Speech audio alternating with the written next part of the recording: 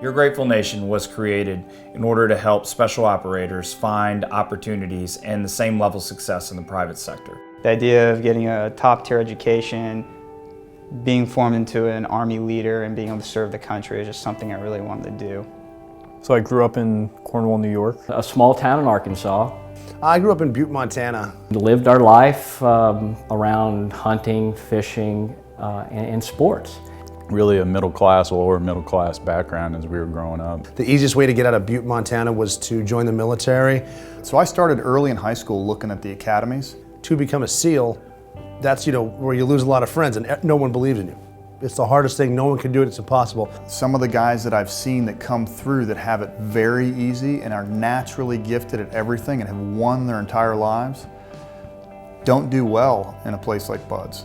Beyond coming in and really just wanting to better myself, I wanted to be challenged as well. And that's really what initially led me in the special operations community. If I'm going to commit to something, I need to give 100%. And the best way to do that is to go through to attempt the hardest training in the world. When you speak to someone who is your superior, outranks you from another command, they know that you have specialized training, you've dealt with difficult situations before, you've solved tough problems. Everyone has the same commonality, a drive to succeed, to excel. Doesn't take no for an answer, wins at all costs, and always puts the team first.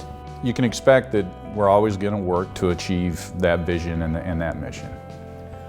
When I decided to get out, it was one of the hardest decisions of my life. I'm very satisfied with what I've done.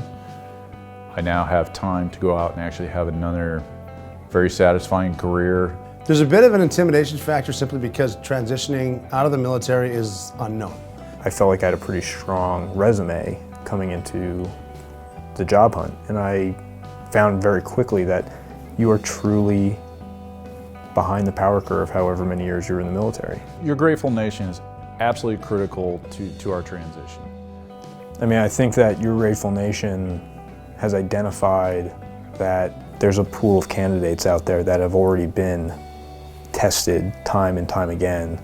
Employers who are looking to hire veterans through Your Grateful Nation need to understand they're getting someone that's from the top of their profession, and their profession from which they come is the top. So you're getting the best of the best. If we assist this great talent pool as they work through a transition and we're able to place them in the private sector, and the private sector grows, then ultimately the U.S. economy grows. And so we take a little bit different position as a nonprofit because we look at ourselves as providing something back to the greater good of the nation.